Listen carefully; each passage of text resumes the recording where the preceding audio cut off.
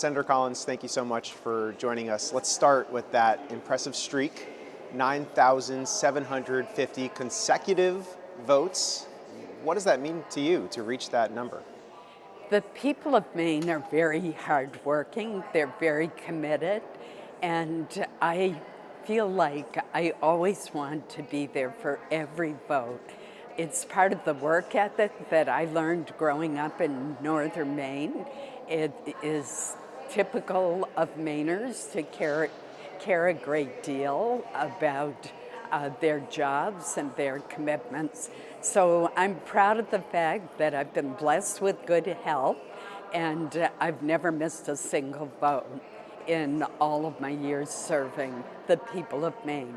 So we saw the 9,750 and we said, why now send out the press release? Do you plan to meet 10,000?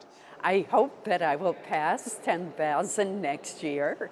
I thought this was significant enough of a milestone that I was very pleased when my colleagues on the floor celebrated it with me.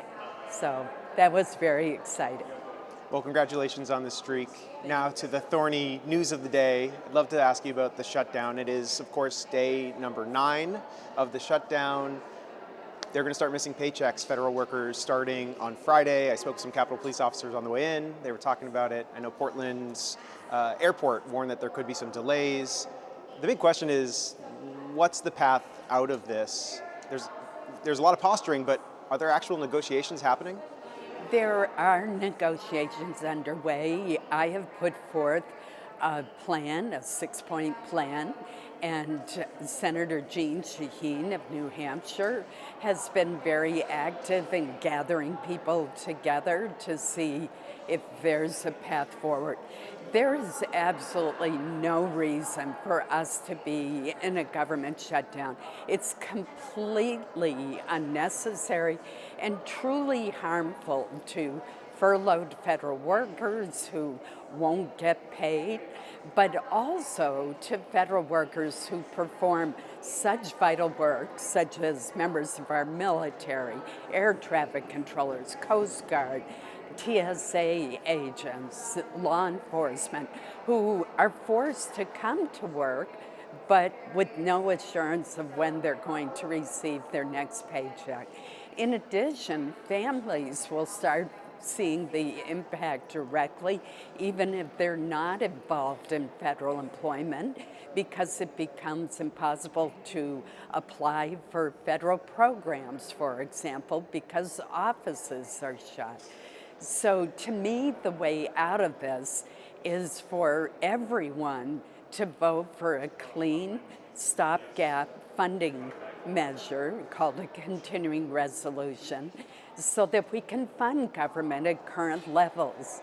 And we've proposed that over and over again, but unfortunately only 3 Democrats have crossed the aisle. So the reality of the Senate, though, is that you need 60 votes. That means 7 or 8 Democrats if Rand Paul votes against it. The Democrats are asking for healthcare concessions. Does the GOP need to accept some of these concessions? For example, an extension to the ACA tax credit?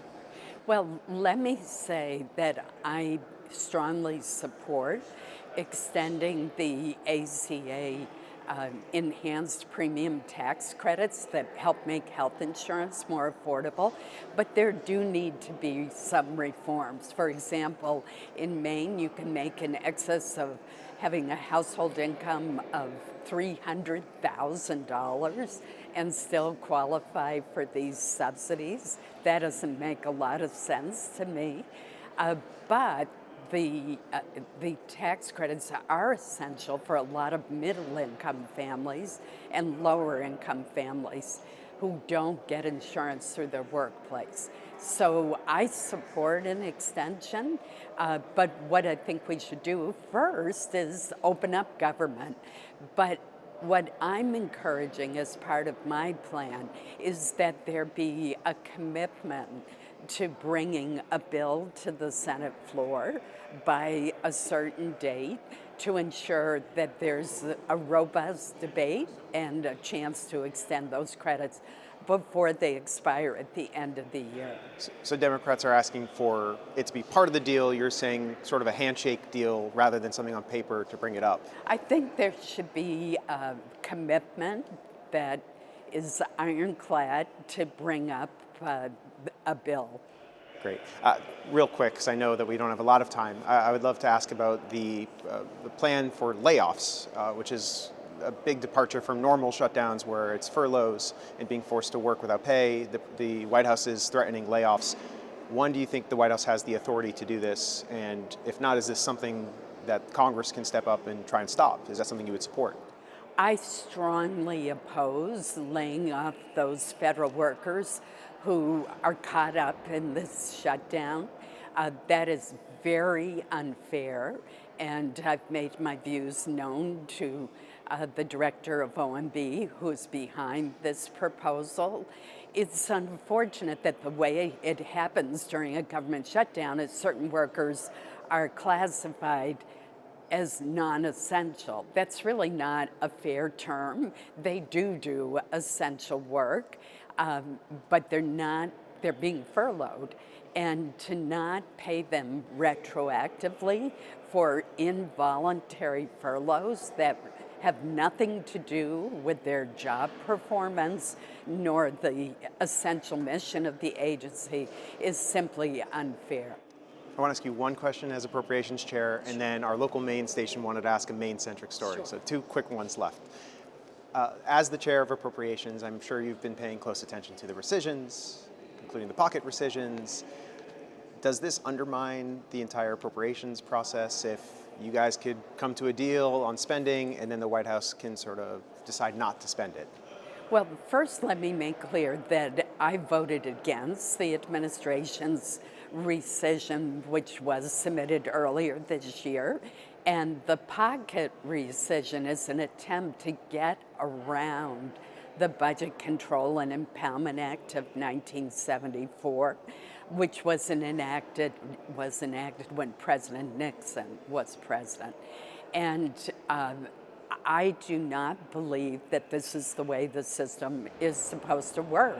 Now, in every agency virtually, there are funds that turn out to be needed for another purpose or are excess. And what has always happened in the past is the department and OMB come to the Appropriations Committee and we will approve the reprogramming of funds or return it down. Or if it's a rescission, we put it in the appropriations bill. The appropriations bill that we're operating under now for funding the government has more than 70 rescissions in it.